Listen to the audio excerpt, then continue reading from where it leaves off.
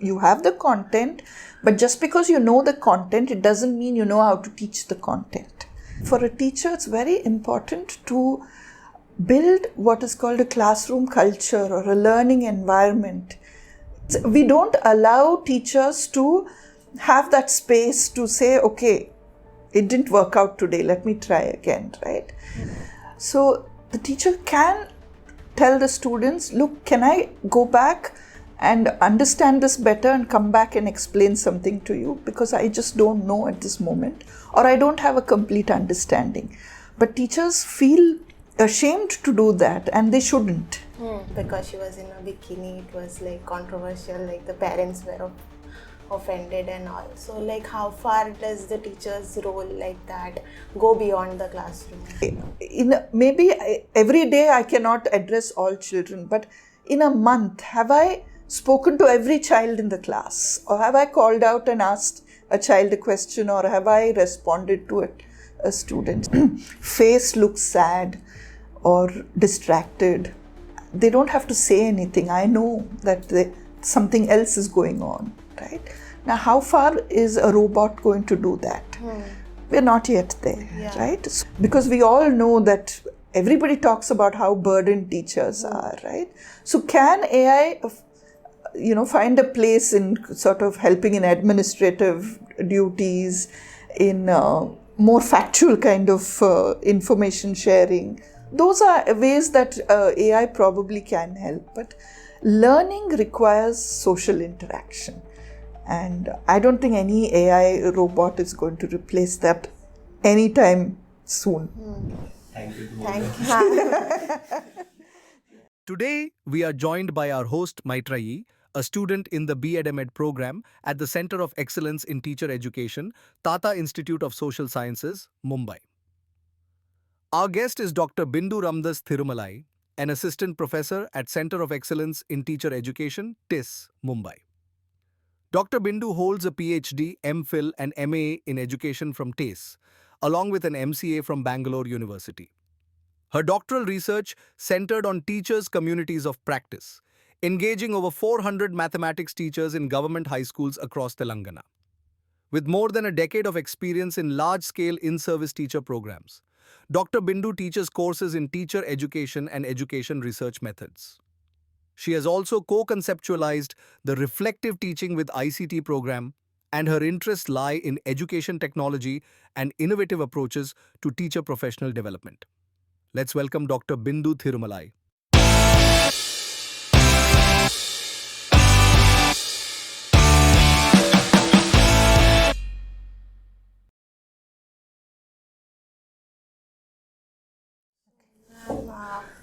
The first question we wanted to ask was very basic. Teacher का role क्या है? Yeah, so often when you ask students, like even in class, when I ask students, who is your favorite teacher, or which teacher has stayed in your mind, right? Very rarely do students talk about the teacher's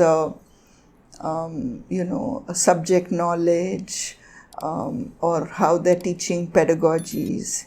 What they talk about is their personal relationship with the teacher and how the teacher has shaped their lives. So they'll talk about attributes like kindness, like how they are friendly. So a teacher's role is really in not only doing academic work, but also shaping a child's life. And when we say that, especially among marginalized children, right, they also become role models, because they perhaps don't have role models in their home environment. They have difficult home environments, and opportunities are less for marginalized children. So teachers then take on an even more important role as role models. And many students who've come from marginalized background, who've succeeded, usually attribute their success to one or two teachers who have not only helped them academically, but more helped them in their more holistic development, right? So So yeah, a teacher definitely has two roles. One is the academic role, and one I would call a more moral role, where in shaping a child's life. Yeah, so I think in continuation only, so like teachers shape the society through this, I think. So can you also talk about that, like a teacher's role in the society? Yeah, so when we talk about a teacher's role in society, how can a teacher bring in, difficult topics that are going on in society without, I would say, without sort of hurting anybody's sentiments, right? Because we are a diverse community in India. We have multiple social and economic backgrounds of children coming in, different religions, different regions coming in. So how can a teacher bring in controversial issues, but without hurting sentiments and without kind of bringing in anger or hatred into the classroom? And that's not easy. That is difficult to do. But a teacher's role in shaping society is that, right? And when we talk about the National Curriculum Framework from 2005, continuing on now to the 2023 recent curriculum framework, our aims are to develop active citizens that can participate wholeheartedly in a democratic society. So we really, the teacher's role is that, to not just develop students to excel in science and mathematics or social science and language, but also to become concerned, critical citizens of society, so that they can look into all the things that are happening in society, right? We know there's so much climate change. We know that we need to look at environmental sustainability, and how can we do that without our next generation being really active and critical citizens of our democracy? So that is the larger purpose of a teacher's role. So, ma'am, like when teachers bring such like social issues in the class, the teacher will have some opinions about it as well. So how should they negotiate them? Yeah, so I often struggle with that too myself as a college, faculty. So I believe that I don't like to bring my opinions into the classroom, right? I like to facilitate the opinions of learners and bring in their opinions. And the teacher's role, I think, is to facilitate it in such a way that you do not build anger, you do not build a kind of, it's okay to have multiple perspectives, to sort of respect the other person's perspective, but to also allow and enable students to respect other perspectives, right? Yeah. So it takes time. It's not going to happen overnight. And that's why for a teacher, it's very important to build what is called a classroom culture or a learning environment, And if the teacher does this consistently over the academic year, then students also realize that the teacher is here to facilitate multiple perspectives. And then they are not so, then they won't confront so much. Maybe they'll do it in the beginning for a few times, but when they realize that this is not the classroom culture, and it's a culture where diversity is accepted, where multiple perspectives are accepted and respected, and we also talk about, how you negotiate these multiple perspectives, because it's very difficult to say something is right or something is wrong in such social issues, right? There are multiple reasons why someone has built a perspective that they have, maybe because of their home environment, their own home experiences, their lived experiences. So the whole idea is for us to negotiate experiences, and perhaps listening to my peers, I may change my perspective. I may get a new perspective on something. So that is the kind of environment that a teacher has to build. So it's very important for a teacher to build dialogue, to build a negotiation within her classroom culture, no matter which subject she's taking, whether it's science or social science. Perhaps social science and language, it becomes more prominent because many topics come like that. But it's also important in a science and mathematics classroom because you're not learning it outside of what is happening in society, right? You're learning to function in a society, whether it's math or science. So it has to be a part of a teacher's culture. So I also think कि मतलब students ऐसे बातचीत करेंगे तो उनको भी अपना opinion को actually like form करने मिलेगा कि बस ऐसे ही विश्वास नहीं कर रहे हैं. Correct. डायलॉग के साथ वो भी बोल पाएंगे कि क्यों वो बिलीव कर रहे हैं, या फिर दूसरे का भी सुनेंगे तो उनको वो भी अच्छे से दिखेगा ऐसे बातचीत. So important is interaction. Interaction among the learners and interaction between the learners and teachers. Yeah. So, ma'am, जैसे अभी teacher, like for a lot of people, maybe from the neighborhood, or they might interact with them on other, like outside classroom in social media and all this. And when we talk about teachers as role model, like how far does that go? Because like, should a teacher, because now a teacher's life is like kind of more under scrutiny. कि दिखता मतलब like students can follow them on social media and we also had such an incident where a teacher's photo was like, because she was in a bikini, it was like controversial, like the parents were offended and all. So like how far does the teacher's role like that go beyond the classroom? Yeah, that is an interesting topic, right? We don't have like definite answers for that. Because of social media, so many private things have become public. Yeah. Right? So it's a difficult question.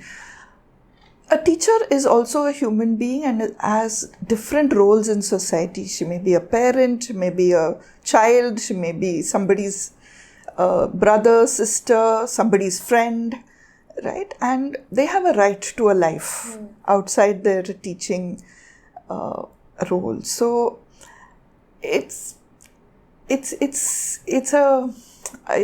I don't know. I don't have definite answers for that because things have become so different now.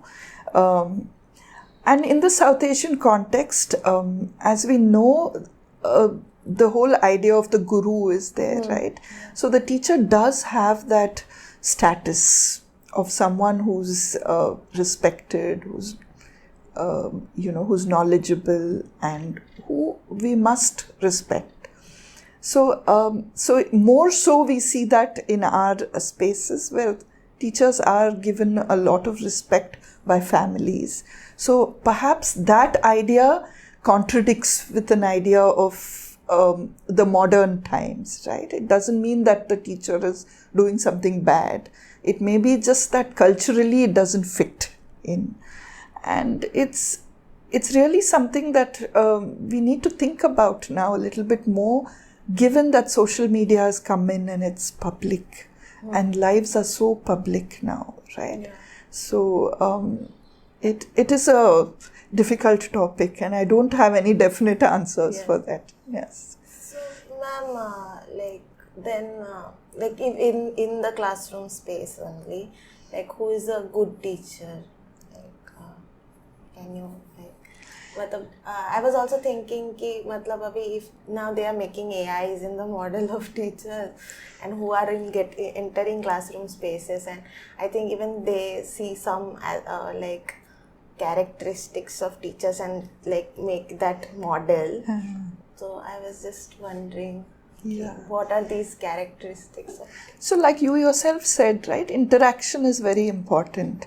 Now, interaction does not mean only looking at questions, question and answers or verbal kind of communication. Interaction often is looking at gestures, is looking at your like when as a teacher I can make out if somebody's face looks sad or distracted. They don't have to say anything. I know that something else is going on, right? Now, how far is a robot going to do that? We're not yet there, right? So a robot can give question and answer form, like it's more information oriented, right? So if if the robot is helping in an information oriented way, like giving facts, that is okay, I think. But actually understanding and developing that relationship is only possible with a human-to-human interaction. And a lot of learning happens through that. It's not only about gathering facts. See, if learning was only about gathering facts, why would we need a school or a college? All information is now available on the internet, right? You have many portals. But are children learning because of that? We know already. All these content has gone into many schools. But no matter how much you see and just read content, you are not going to know if you understand it. Understanding happens in a social environment when you're interacting and when you're verifying your understanding with your peers, with teachers, with someone who's more knowledgeable. And that happens when you build a relationship with the person. And I don't think AI is there yet where it can sense emotional aspects. And all that has to come together when we're talking about interaction.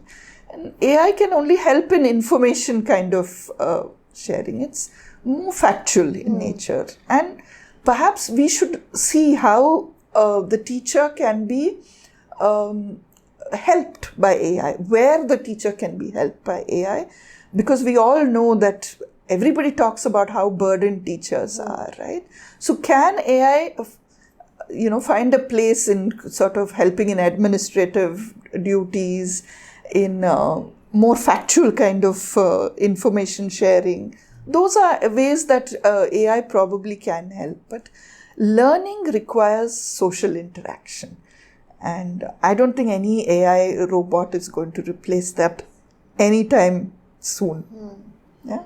So मतलब हमारे Indian context में like बहुत बच्चे होते हैं और एक teacher होता है, तो इन दैट केस मतलब how is a teacher suppose to like actually मतलब सबको देखना, सबका ध्यान रखना, कैसे कर सकते हैं? Yeah, so ideally we would want like at least 30 students maximum in a class with a teacher. We cannot have any less.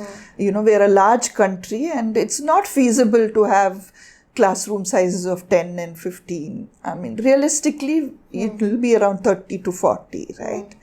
And teachers can find tools and ways to address, about 30, 40 children. So, for example, when the teacher is giving feedback, right? So, supposing she's given some formative task or a test, right?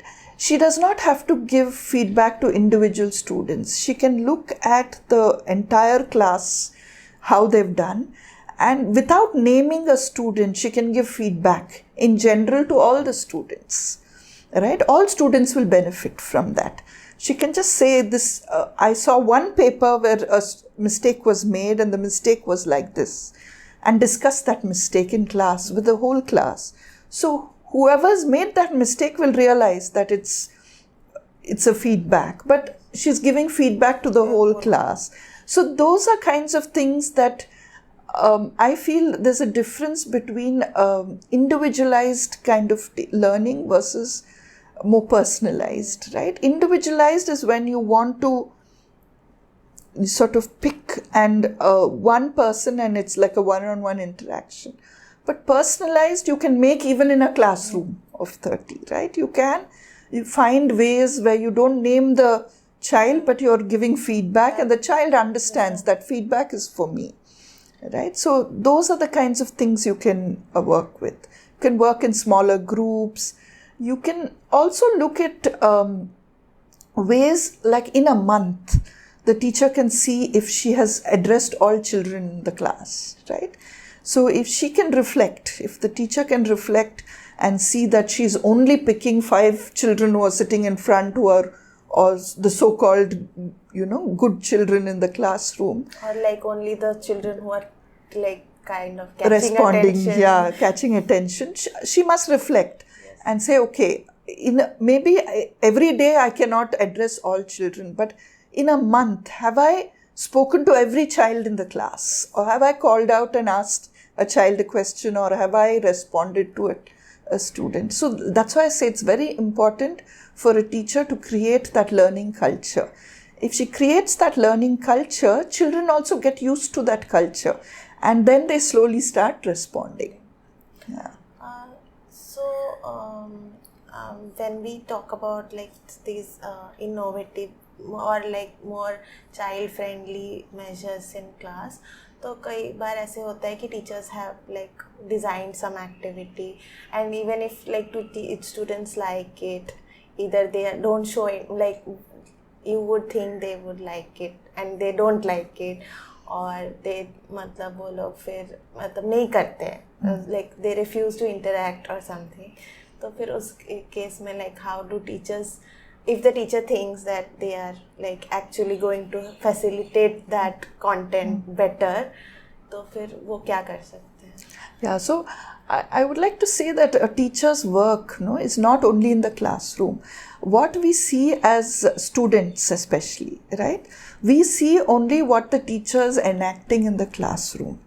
We do not see what the teacher has done previously, all the planning that the teacher has done, right? To come to the classroom with her activities, with her lesson plan. And we also do not see what all she's doing after the classroom to enable her next class, right? So that's why we say that a teacher should have their autonomy, because we never know the best plans that are made, even by the teacher herself, will not, be come enacted out in the classroom exactly the way she had planned it, because every student is different. Every day students are different, right? Even the teachers change because of what is happening outside and things like that. So it is really important for the teacher to be able to reflect and see what they need to change to make it. It doesn't matter if the class failed, meaning in the sense that if her activity failed, say she's doing an experiment and that experiment didn't work out or students just didn't get it. It's all right, she tried, but the important thing is she knows, she reflects on it and says, okay, this didn't work, what shall I change and try again? That is important, right? We don't allow teachers to have that space to say, okay, it didn't work out today, let me try again, right? And that should be allowed, because after all, we are humans and everything will never go perfect in a classroom, and there are 30, 40, sometimes 50 students in a class. How do we expect it to be perfect all the time? It won't. So if the teacher develops that habit to reflect on her practice and knows that she has to improve based on that, and with experience and also understanding more research-based ideas, theoretical ideas, she can use these theories and ideas as tools to reflect on her practice and help her, change her plans and come back the next time and work with it. So teachers need that space, and they need that space with a community of other teachers to share their practice, in communities of practice, so that they're able to talk about, they need to have that safe space where somebody's not looking at them and inspecting them, but they can say, look, I tried something and it didn't work at all, and ask other teachers ideas and go back. And reflection is always nice when you do it with your peers, right? So teachers also need to move away from that isolation and have the space to talk about their good moments and also not so good moments in classrooms. I think also when we are talking about this classroom culture again and again, so when a teacher also can have a safe space to fail sometimes, I think in these cases, when the students know that this is okay, I guess, like if it's a that sort of an environment is established. Yeah. So coming back, to the idea of teacher as a guru, right? There's so much pressure on the teacher also, right? Yes. Because unfortunately, it is manifested in classrooms in slightly different ways. When respect is good, right? I think respect is needed, but it should be mutual between the teacher and student and teacher also. And this whole idea of respect is good, but it shouldn't convert, which unfortunately it has, that the teacher is the knower and what the teacher says is right. So what happens is, because of this idea, many teachers are not able to accept that students have different ideas and students have their own ideas which are important. They may be not perfect ideas, they may be forming these ideas, but how can a teacher accept these ideas? So that is with mutual respect, right? Respecting the child's knowledge, respecting where the child is coming from. Now, especially if a child comes from a tribal background or from, a marginalized background, respecting that child's knowledge by the teacher, that is also important. And bringing all this diverse knowledge into the classroom is the teacher's work. So it's kind of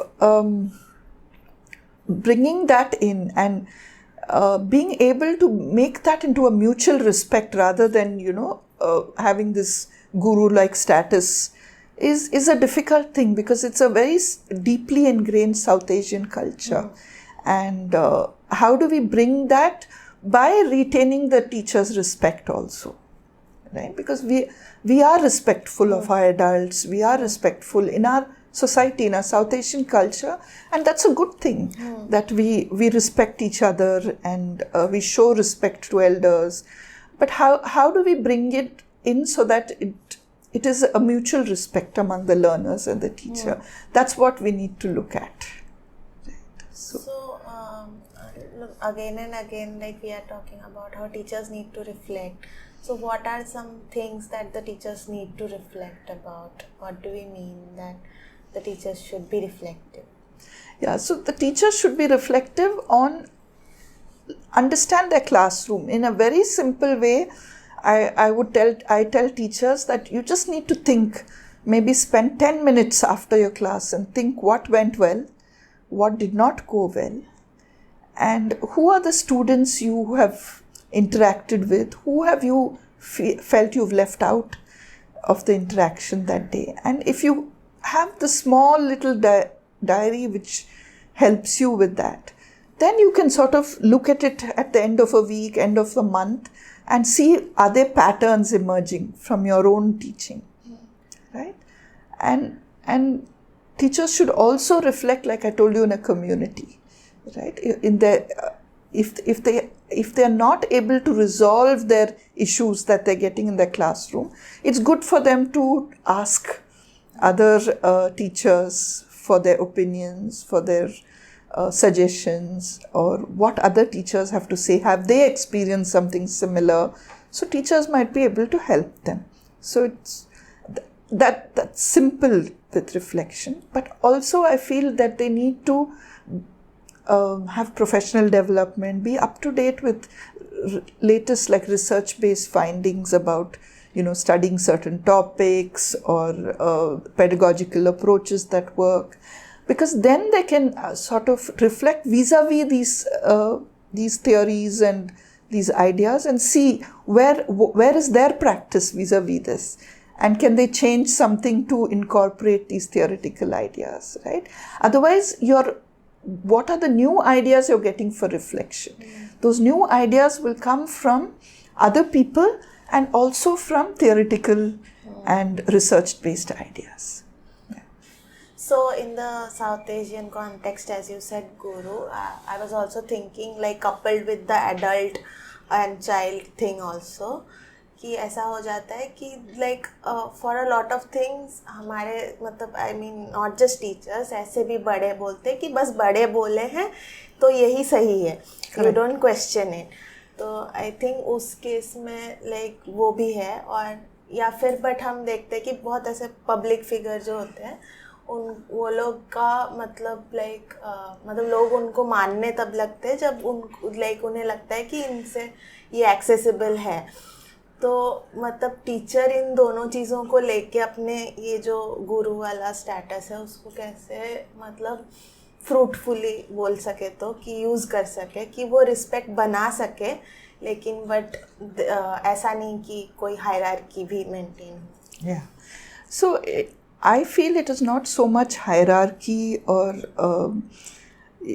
about hierarchy. It is more about being able to say that my knowledge is not the, is not the truth and the only knowledge that is available, or a textbook knowledge is the only knowledge. It is about being able to accept the knowledge of the child, or the learner, we say, right? It is about being able to accept a question from a child. If the child says, I don't agree with you, or I have a different idea about this, being able to accept that and then sort of facilitate the child's understanding. See, that idea from the child may not be a perfectly formed idea, or a correct idea as per the textbook or anything, but can the teacher accept it in the classroom and then facilitate a better understanding of the idea and see how the child begins to shape their knowledge about the idea, right? So it's really about that. It's really about giving up your idea that you are the keeper and the knower of all this knowledge. It also comes at a time now when all knowledge is available on the internet, but and the teacher should be able to say, look, I don't know, to her students also at some point, because the teacher, it's too much pressure, because it's like an information explosion, right? So the teacher can tell the students, look, can I go back and understand this better and come back and explain something to you, because I just don't know at this moment, or I don't have a complete understanding. But teachers feel ashamed to do that, and they shouldn't, actually. At any level, they should be able to say that I'll come back with, and we can have a discussion on it, right? And for that also teachers need space. So especially the idea of knowledge with information communication technologies coming in, what we call ICT, the idea of knowledge itself has changed, right? The availability of knowledge among everyone or anyone, including students. So students who are well off, perhaps they have access to a lot of knowledge in their homes. So they do question the teachers. They do ask them difficult questions, and teachers are facing that now. That they are not the keepers of knowledge or the holders of all this knowledge, right? So even for teachers, it's a good thing if they let go of that idea that they have to know everything at that minute, at that time. They also need to have permission to go back, read through something, come back, discuss and clarify things, and be able to tell their students, look, I'm not sure about this. Let's discuss it. Let me come back with some answers. So I think it's that. So another idea is the pedagogical aspect. One is the knowledge aspect. The pedagogical aspect also is, again, very little interaction, because it's like, I know and I will tell you, and you will, apparently learn that by just listening. The other idea is also a very, it's the students don't have the space to make mistakes, don't have the space to, be distracted, don't have the space to make noise in the class. It's like, it's always be silent. What is this? I said learning is it's about learning in a social space, which means about interaction. If you're just silently listening, you're not learning actually. Yes. Right? So that guru idea has also created this very silent classroom. That disciplined, sit straight. Yeah, and a lot of these discipline. Like discipline means respect, right? But those two are not related. You can respect without, being silent, and you can be respectfully questioning. And we must learn that. And we must create that culture as a teacher, where you're not disrespecting the teacher, but you are able to question. And say, I don't understand something, or I think something is different. So how do we do that? We need to develop ways, we need to develop pedagogies that will allow us to maintain our culture of respect, as well as open up the classroom for interaction, for questioning, and open up the knowledge to receive everyone's knowledge, including the teacher's knowledge, and give space to the teacher also to not be this knower of everything, right? So we must develop pedagogies in our South Asian cultural context, and they may not look exactly like how a classroom in the Western world looks like, right? And that is what we need to do. We don't need to adapt everything from the Western space. We need to develop our own pedagogies that enable active learning, and at the same time keep that respect, which is very important in our culture. So again and again in our conversation we are talking about classroom culture. So can you elaborate, like, what is classroom culture? Yeah, so I am a math teacher, right? So I will explain with math, right? A lot of the math teachers have this, this sort of image that they are strict, that they ask you to sit quietly and solve your problems. So when I was a student, I remember we would put our hand like this and we would write, We don't want to share how we are solving a problem, and it's almost like a competition, who solves faster. But research is telling us that actually we learn better when we interact. And what is this interaction? It is about how we are thinking about our math. How are we solving the problem? How are we, and if we think aloud and we justify our reasoning, what we are reasoning, other students benefit from that. And the whole class benefits from that. So that is like creating a classroom culture where you talk math, where you talk mathematics in the classroom. Students talk mathematics, teacher talk, and even the teacher can think aloud. How is she thinking about solving the problem? So when she creates that learning culture, when she thinks aloud her solutions, she automatically enables, over time, these things take time always, then she enables students to start reasoning out loud, and then she is creating a mathematic talk culture, right?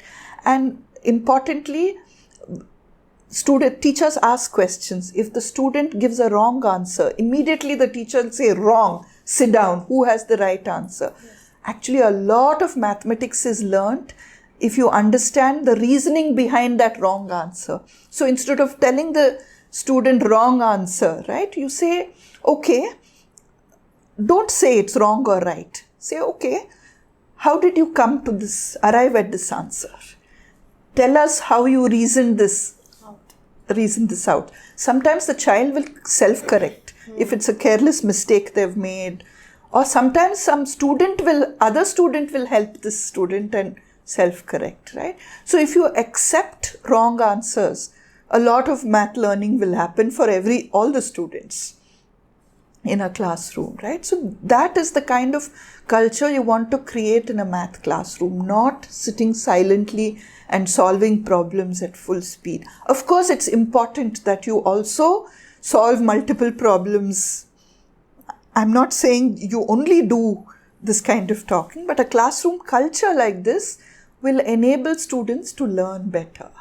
And this takes time, right? Over 3 months, if a teacher regularly appreciates wrong answers and, brings students to think about it, students then feel comfortable. So even students who are afraid of mathematics will start answering, right? And because they know that nobody will say sit down wrong or point out that they're wrong, right? Slowly you will see more participation in the class.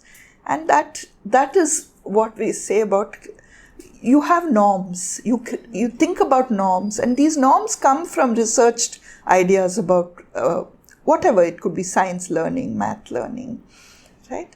And it is the thinking that must come out, the higher order thinking, right, which must come out. And that should come out in the classroom. And if you create those norms, then it becomes easier for you as a teacher, because then students learn very quickly to, they understand these norms, and then they participate better.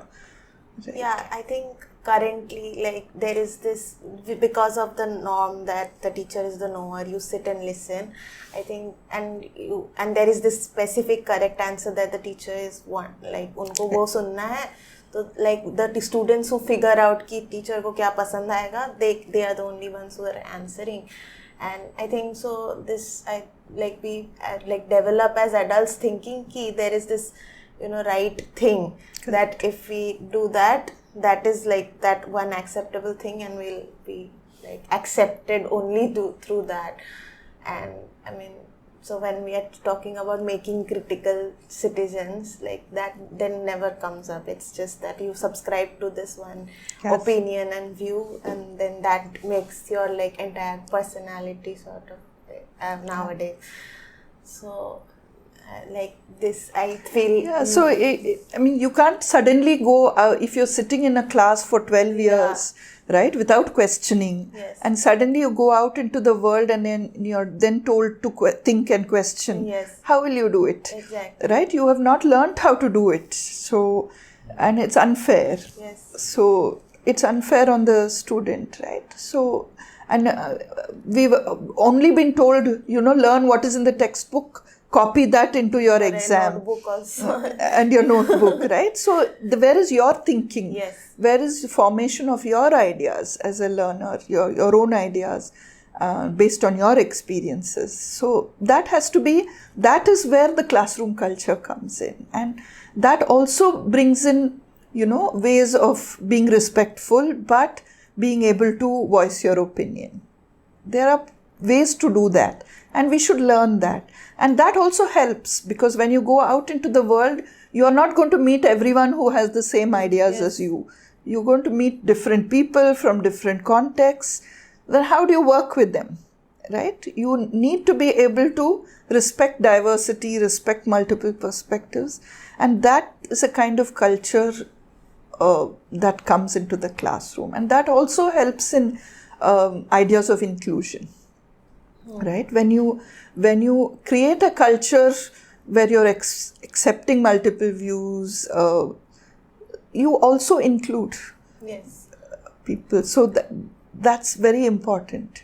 And like the teacher cannot know of every context, but if there is if the teacher is open to listening, that way those contexts, those perspectives will come up even if the teacher wasn't aware of it. Absolutely. That's a very good idea, right? So you bring in diversity into the classroom from the students itself, right? So if you're talking about some cultural practices, bring in all the students' practices into the classroom, and students will understand that their practice is not the only type of practice, and there's no right practice or wrong practice, that there are just a variety of practices, right? And I mean, like we talk about how textbooks don't represent everyone, or like some people may feel alienated, and I think then the teacher's role is to facilitate that like even if it's not represented here, it's your duty also, like to kind of bring it out and give that space. Absolutely, yeah. So sometimes I think we expect too much out of textbooks. Yes, it is good to overall to see representation. We have to try and achieve it, but it's impossible in a, even in a state. Yes. We have so much diversity within one state, leave alone the whole country, right? Textbooks can only show so much, and it's the teacher who will contextualize and will enable contexts to come into the classroom. So there's not one context even in a classroom. There are multiple contexts that a teacher is dealing with. And how do you use these multiple contexts from students as a resource in your classroom? That is very important.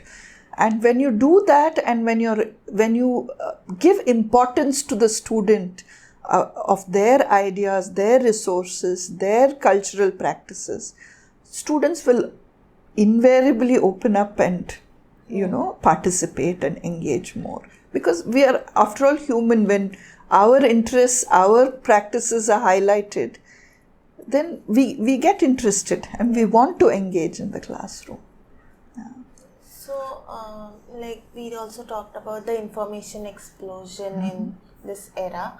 So there is, I think, a lot of information available, but a lot of it is biased, or there may be factually incorrect, or fake altogether, AI generated altogether.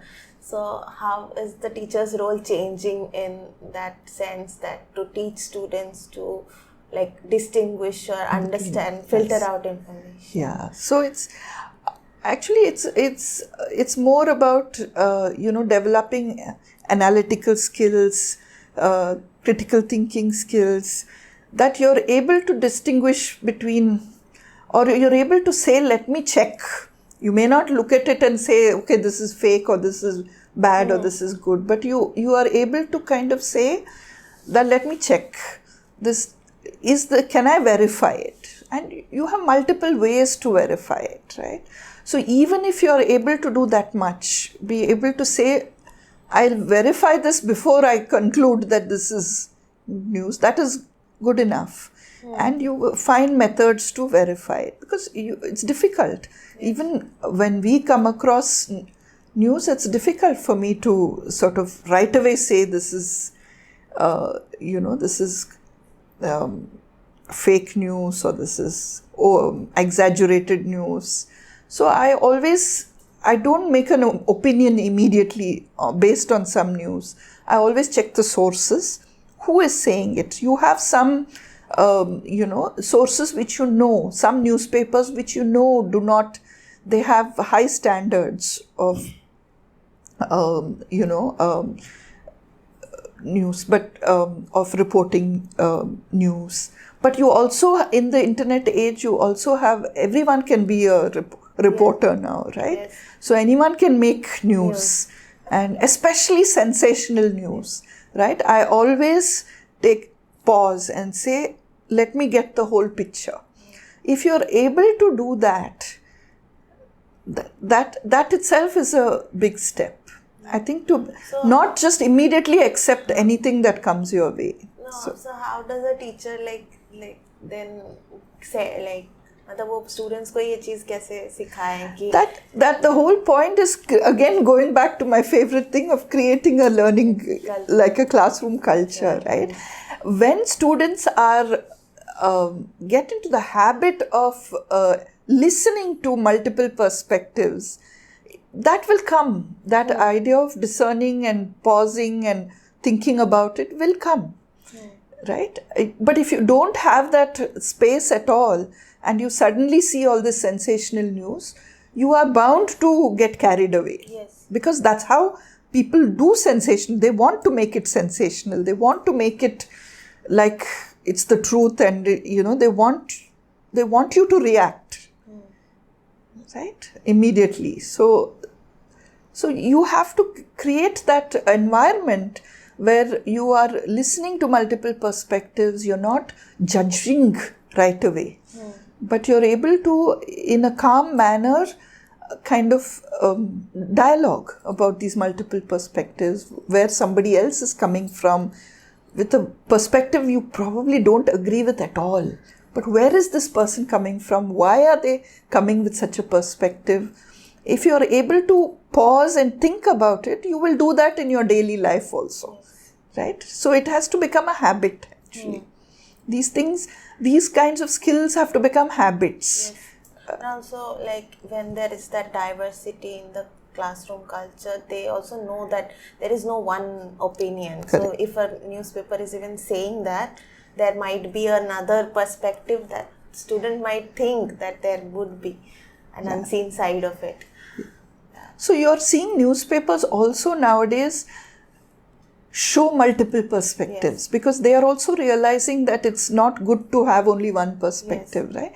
So if you have good reporting newspapers, right, that you can trust, and there are magazines and newspapers that you can trust. It is the other news on social media that is created outside of these good journalistic newspapers, right? That is the problem, because they want to be sensational, and so.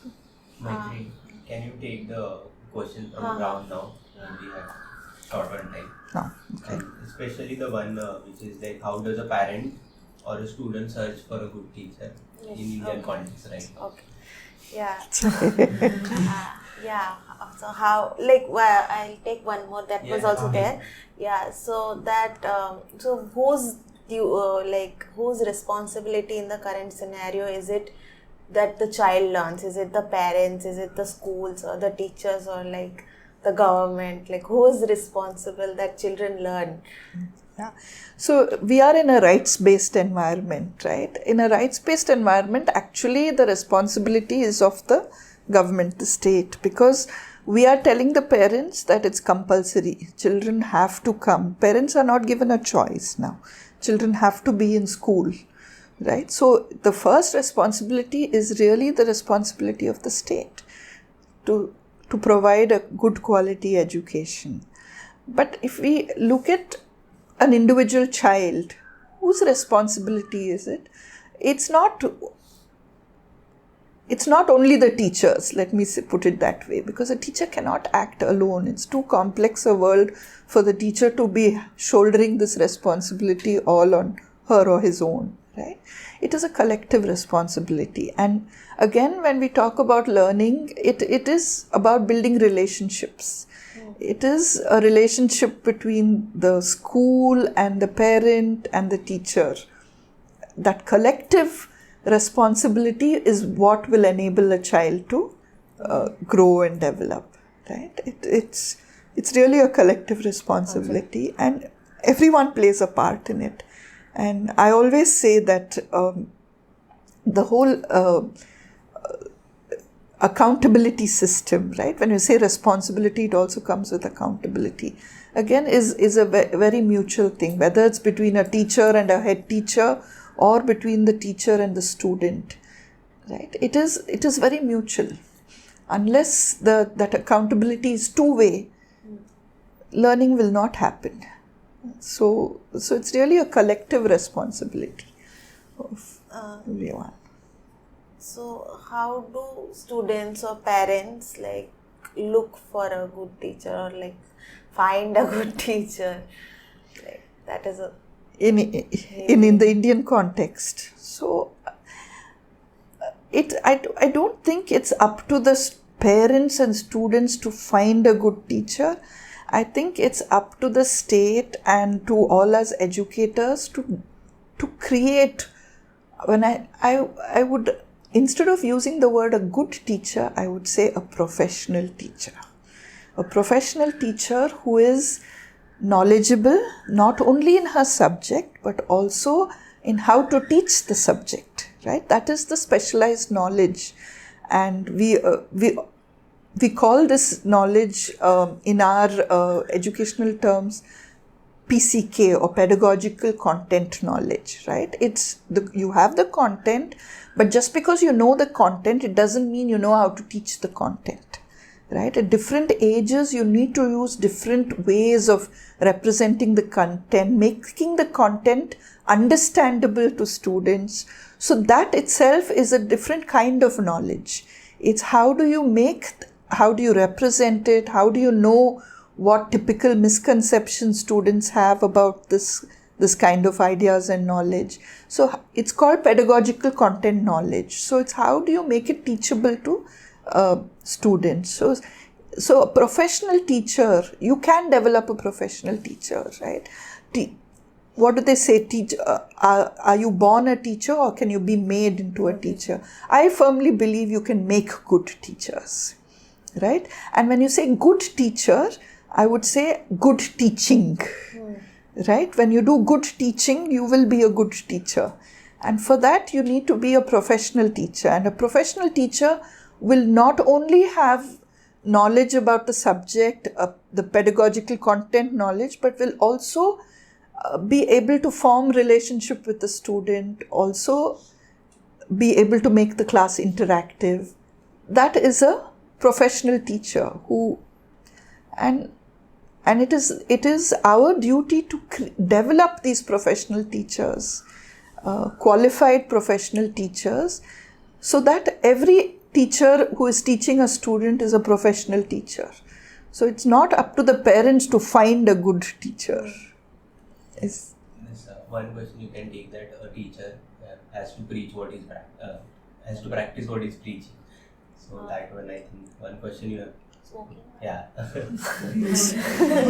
Yeah, like, so as we were talking about that, like compartmentalization between private and public, so behavior of the teacher, like if the teacher is engaging in some socially questionable behavior like smoking or something, and if they are caught by a student, like what do the teachers do in that case? Yeah, so again, that is a difficult question. I do not have answers. I mean, all the answers, of course, for that. It is, in one sense, I remember I told you that especially with marginalized students, teacher becomes the only role model sometimes. They seem to, we see a lot of marginalized children who've succeeded and who've, been able to succeed in their school, come out, get into higher education.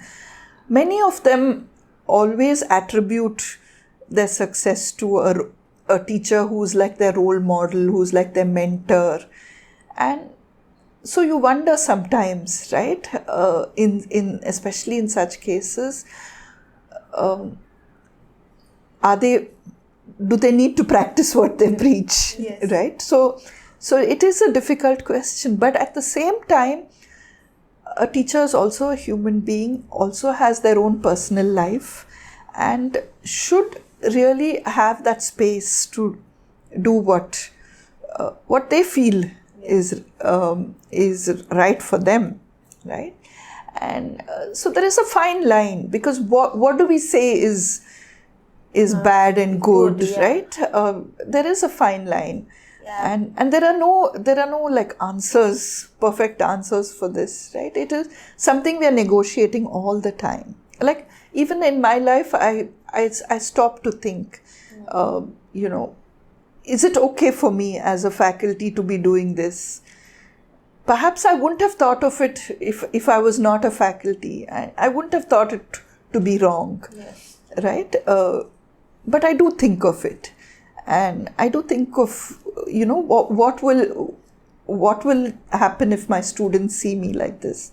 So there are many instances that I do think. And that dilemma is, I don't think there's an answer to it. I think it's personal, and it's each person's boundaries that they are willing to, push. I don't think you can make like a policy or a rule around this. Yes.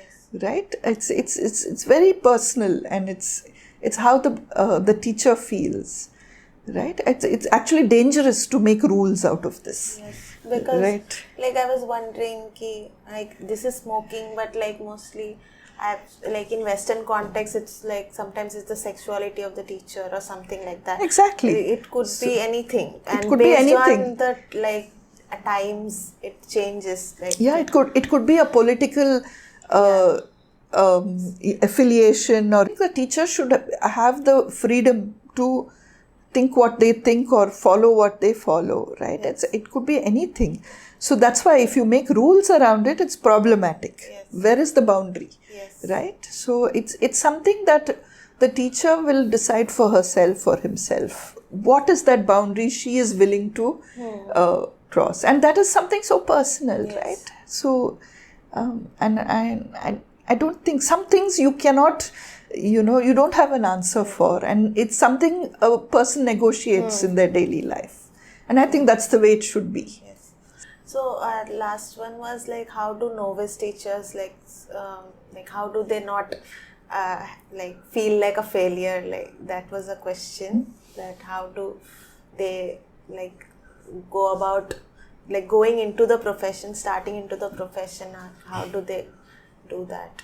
Yeah, so novice teachers do need a lot of support. Actually, all teachers need a lot of support, right? When we do professional development, we are expecting too much out of teachers. We want them to change overnight, which doesn't happen.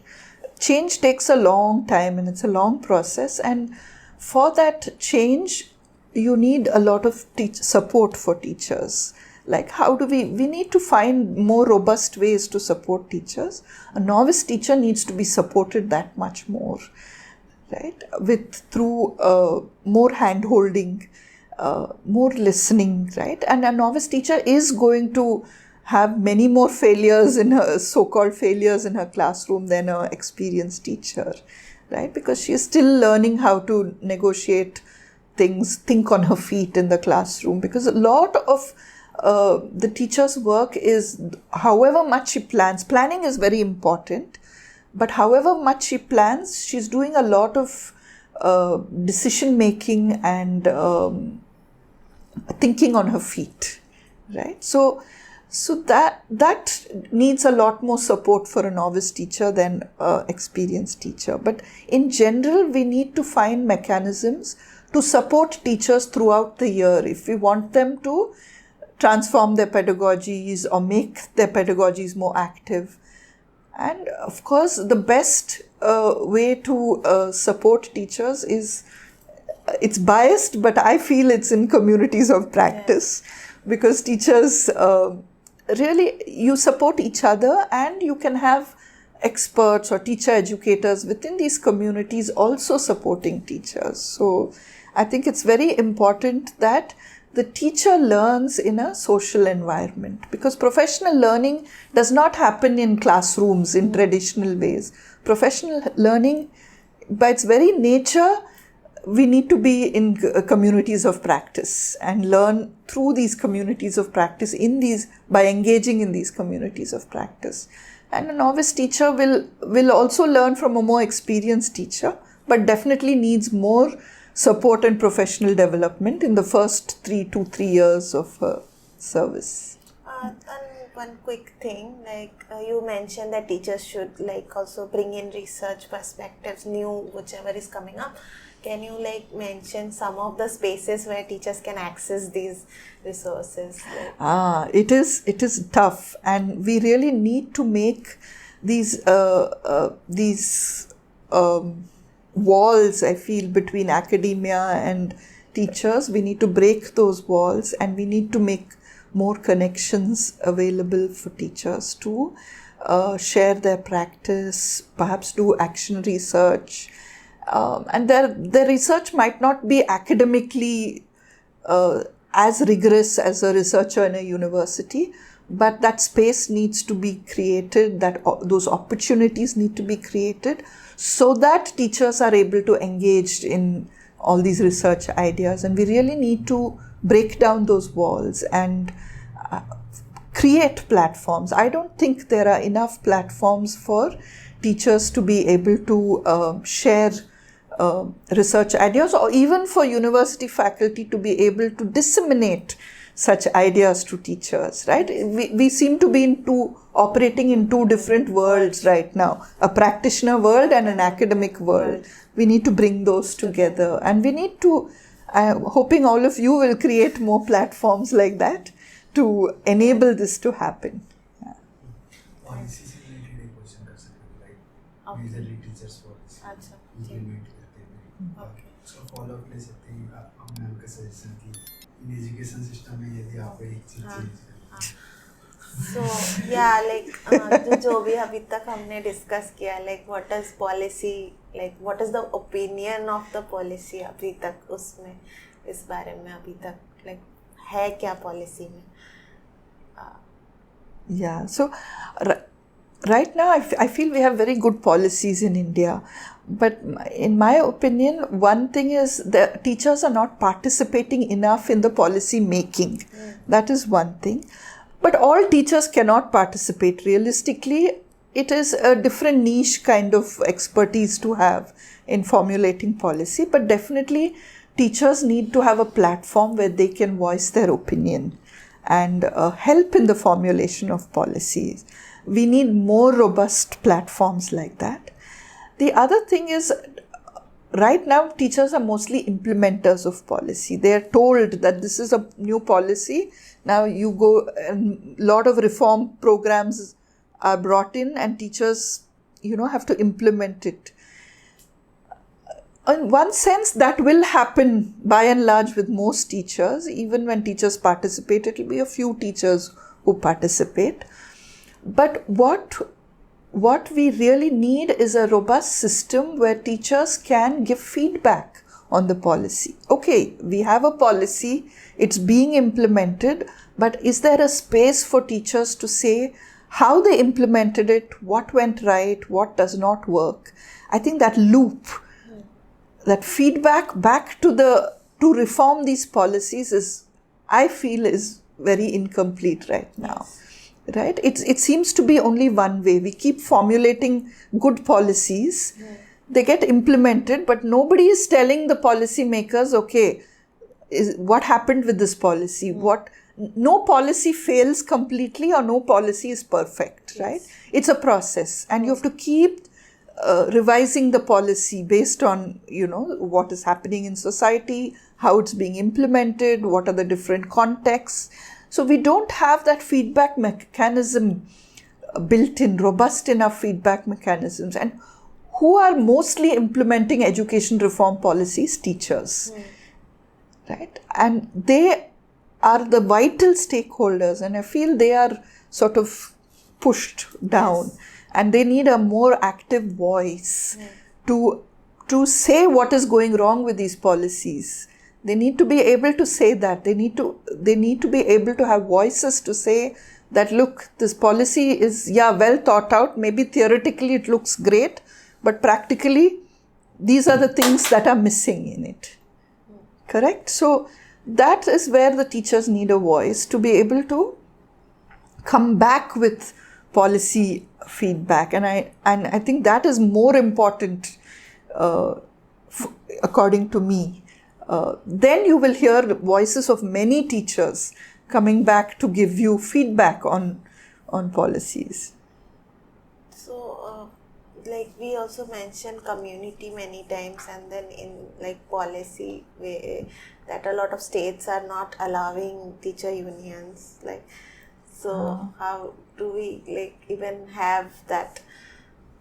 If the state doesn't recognize that this is a valid form of So unions have taken a kind of different shape, unfortunately. It's good to have teacher unions because it's a collective representation of teachers' professional issues, their status and everything. But what has happened is that by and large these unions are viewed as teachers being only worried about their salaries. A strong union, teacher union, should also take up policy matters, should also take up issues around practice, and when these come into light, that will make the union stronger, right? It's not only about, it's important that they also raise aspects about their salaries, their benefits. Those are important. Unless a teacher teachers work hard and they have quite a hectic life. Now, if they're not paid well, if they don't have the security, job security and the benefits, then it's difficult for them to function well also. So those are important factors, but so also are factors around practice, around reform, around policy. So we need to strengthen our unions to be able to voice confidently both, professional matters of work as well as of their benefits and salaries and their rights. So, and we definitely need unions. We need collective representation of teachers. Yeah. Like in the light of these, like everything that we discussed, like what do you see is the future of the teaching profession? The future of the teaching profession is here to stay. I don't believe any AI is going to replace a teacher, right?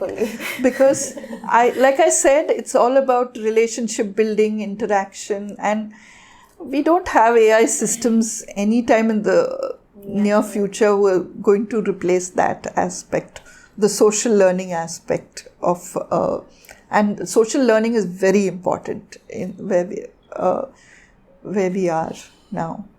So, but I think the role of the teacher is certainly changing, and it's already changing. Like I said, because of the information explosion, what you consider as knowledge, are you considering yourself a knowledge holder, or are you facilitating knowledge, construction of knowledge? So these are roles that are already evolving, right? And they're going to evolve with technology.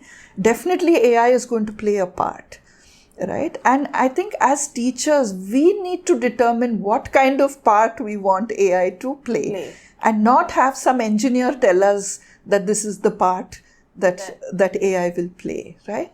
So that's why teachers need to invest in learning about technology, in learning about AI, because the uses of it should come from us, not from somebody else, not from a technology person. It should come from an educator. It should come from a teacher. And then we will have good use of it, or we will leverage technology to suit us, to help us, rather than calling it as some replacement for us. Like teachers have to voice their agency to like... Absolutely.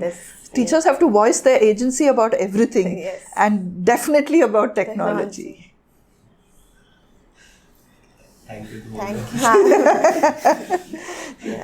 Thank you for like that was very insightful discussion about, like, we discussed technology, we discussed about classroom culture and how like teachers can bring like respect the diversity, inclusion, create dialogue amongst the students. I think that was like one of my biggest takeaways, that like how important like establishing that culture, and then how it has like very deep reaching effects in the society, that like when you have such a classroom dialogue, and how even in current times and in future, like all other qualities we want, like reflective citizens, critically thinking people, higher order thinking skills, and how everything is like a very small change in like how you interact, and that can have that large effect. So thank you. You're welcome, and thank you.